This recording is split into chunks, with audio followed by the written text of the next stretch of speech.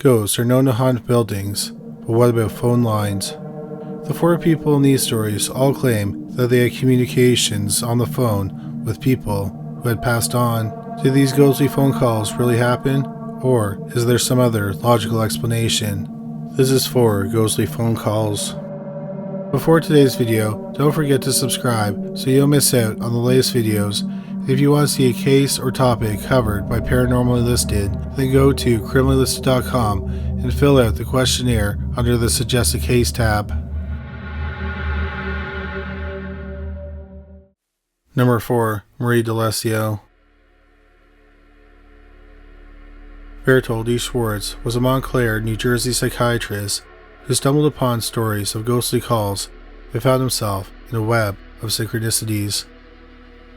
He trained as a medical doctor and a psychiatrist, served in the Navy, and he was a paranormal researcher.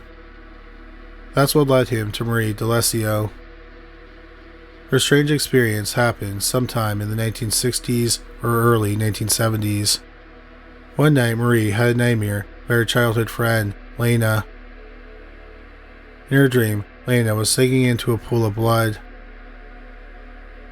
When Marie woke up, she was distraught. She thought her dream meant that something horrible had happened to Lena. Marie told her husband about her dream, and he said that Lena was just a phone call away. With her husband sitting right there, Marie phoned Lena. Hello? Lana, thank God. How are you? Well, I've been in the hospital. I'm out for the day, but I have to go back tomorrow. Oh gosh, I'm so sorry to hear that. I'll come visit you tomorrow. Oh, that's not necessary, dear. I'll be all right. I'll call you back later. A couple days went by, and Marie DeLessio hadn't received a call back from Lena. So Marie called Lena a few times, but Lena didn't pick up. Marie was worried about her friend, so she called Lena's neighbor. The neighbor had some horrible news. Lena had died. The neighbor didn't know many details and told Marie to call Lena's husband, so she did. Sadly, Lena had indeed died 6 months ago. Lena's husband assured Marie she could not have talked to Lena a few days earlier. But Marie was sure she had talked to her longtime friend from beyond the grave. Even Marie's husband had heard the phone conversation with Lena. Dr. Schwartz met with Marie DeLessio and he believed her story. He even wrote about it in his essay titled Telepathic Humoresque. Number 3. Mrs. Sherrin. In 1977, Dr. Schwartz ran into a similar case, this time while investigating a UFO sighting. For a moment, here's a sidebar story. Dr. Schwartz traveled to Ohio to speak with UFO witness Jerry Wilhelm. It's hard to say exactly which UFO sighting he was investigating because Jerry had seen many. She saw her first at 4 years old. She was sitting in the backyard of her former home in Cincinnati. She and her grandfather saw a strange light dancing in the sky, and her grandfather told her it was probably a UFO. As an adult, Jerry and her husband, Charles, had started the Ohio UFO Investigators League. They formed the organization after a string of sightings in 1973. That year, the police received so many phone calls about UFO sightings that the Wilhelms volunteered to have these calls transferred to their home phone. Night after night, they would receive calls from hysterical people claiming they saw UFOs or aliens. In 1974, Jerry said she had many visions of a hologram man in a silver suit. Jerry thought he was a laser-projected man from space. He was 6 feet tall and had white hair and piercing blue eyes. They just stood there staring at each other in silence. Jerry was overcome with a peaceful feeling. The next day, Jerry heard her daughter, Angel, talking to someone in her room. Angel later said she was talking to a man in a silver suit. The man told Angel he was from a flying saucer. The Wilhelms hadn't talked to Angel about UFOs or aliens, so they believed her.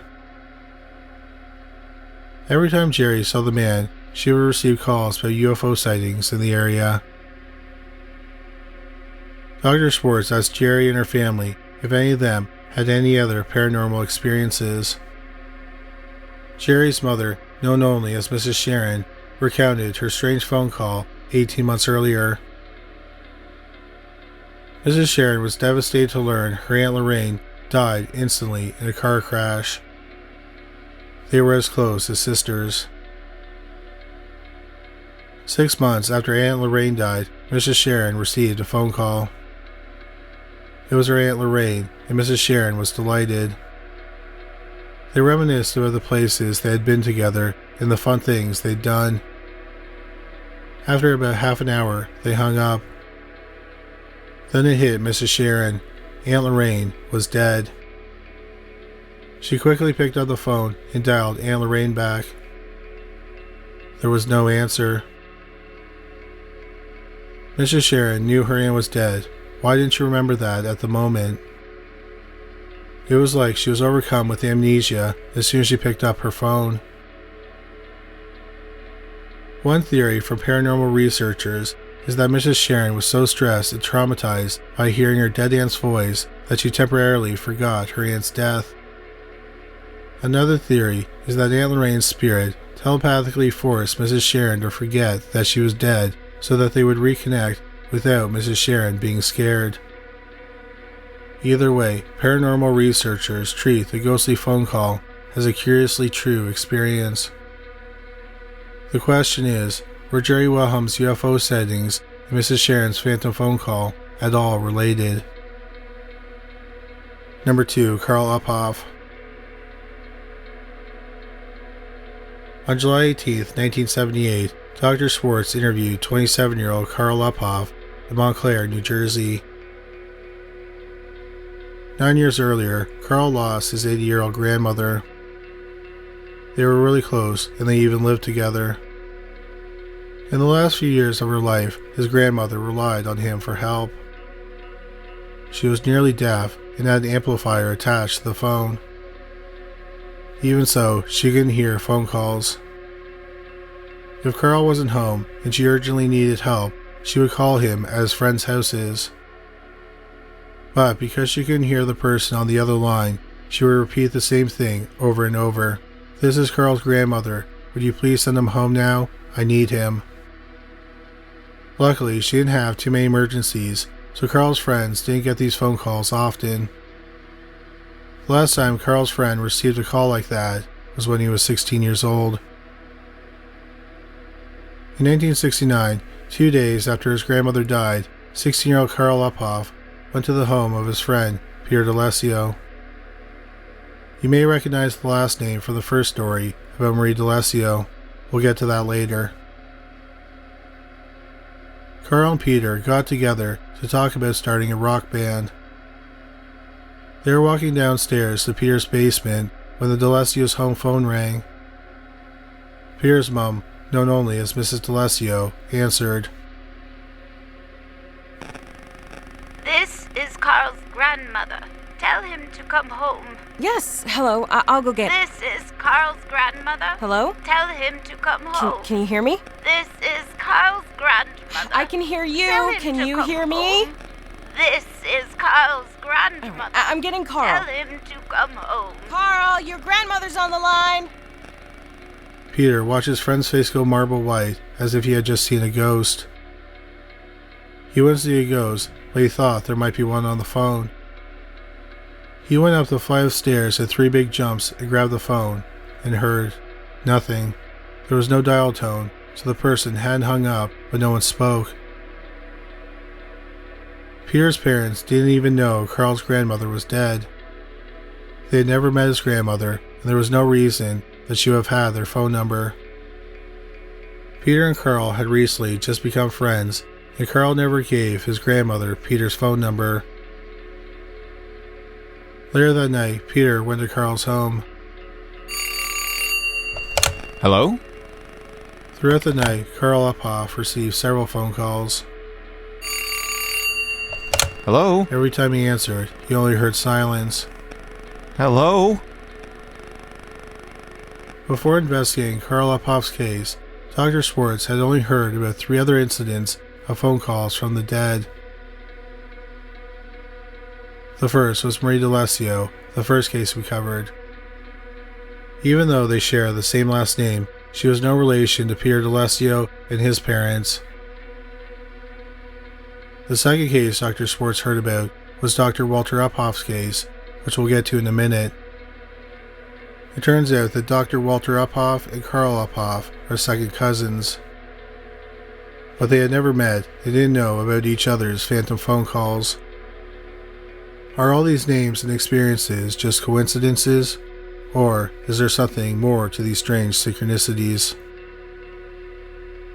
Number 1. Walter Uphoff. In 1965, Dr. Walter Uphoff was an economics professor at the University of Colorado.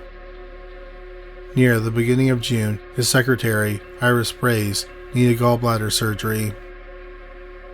It was just about Memorial Day weekend, and Dr. Uphoff was planning on going to Wisconsin to work on a book project. Dr. Uphoff told Braze to remind him to call his life insurance company when she got back from her surgery. They said goodbye for the weekend, and Dr. Uphoff wished her well.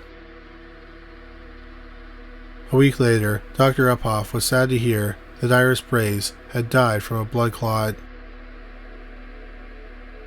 He returned to Colorado for her memorial service just days after she died. After her service, he went to his office. He remembered that he had to call his life insurance company. Hi, it's Dr. Walter Uphoff. I'm calling because I want... Dr. Uphoff, nice to hear from you. I'm just getting another call. Please hang on for 1 second. Hi again. Your secretary just called to remind me that you wanted to participate in our life insurance program. I'm sorry, but she died last week. Oh. When I told her you were on the other phone, she said, "In that case, I'll consider the message delivered." Dr. Uphoff was dumbfounded. Clearly, Iris Brace was very dedicated to her job, even in death.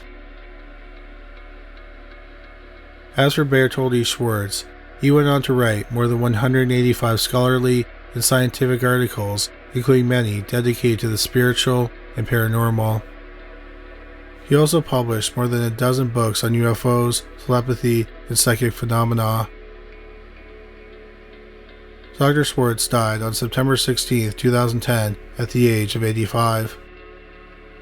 As far as we know, he hasn't made any phantom phone calls yet.